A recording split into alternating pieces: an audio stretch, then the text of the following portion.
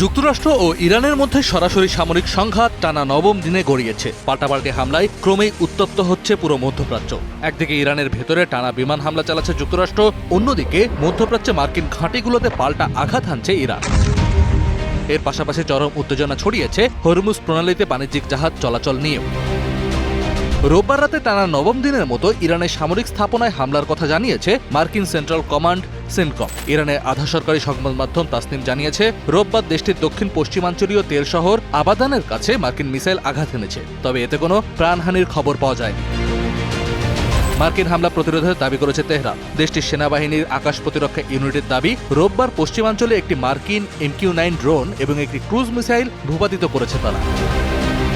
ওদিকে মার্কিন ঘাঁটিগুলো লক্ষ্য করে হামলা অব্যাহত রেখেছে ইরান। দেশটির সামরিক বাহিনীর দাবি, রোববার ভোরে অপারেশন সায়েকা 17 এর আওতায় কুয়েতে ক্যাম্প আডাইরি এবং আলী আল সালেম বিমান ঘাঁটিতে মার্কিন স্থাপনায় ড্রোন হামলা চালিয়েছে তারা। একই দিন কুয়েতের সেনাবাহিনীও তাদের আকাশসীমায় অনুপ্রবেশকারী লক্ষ্যবস্তু প্রতিরোধের কথা জানিয়েছে।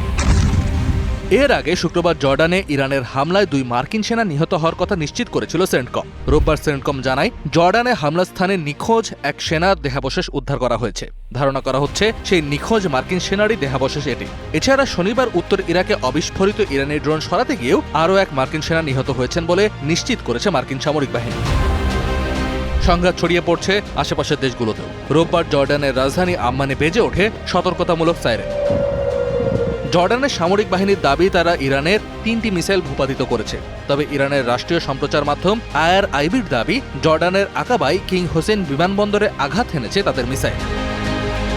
এদিকে বিশ্বের অন্যতম প্রধান তেল পরিবহন পথ হরমুজ প্রণালী নিয়ে পরস্পর বিরোধী দাবি করছে ওয়াশিংটন ও তেহরান। ইরানের রেভলিউশনারি গার্ড IRGCর নৌবাহিনীর দাবি, ওই পথে জাহাজ চলাচল প্রায় শূন্য।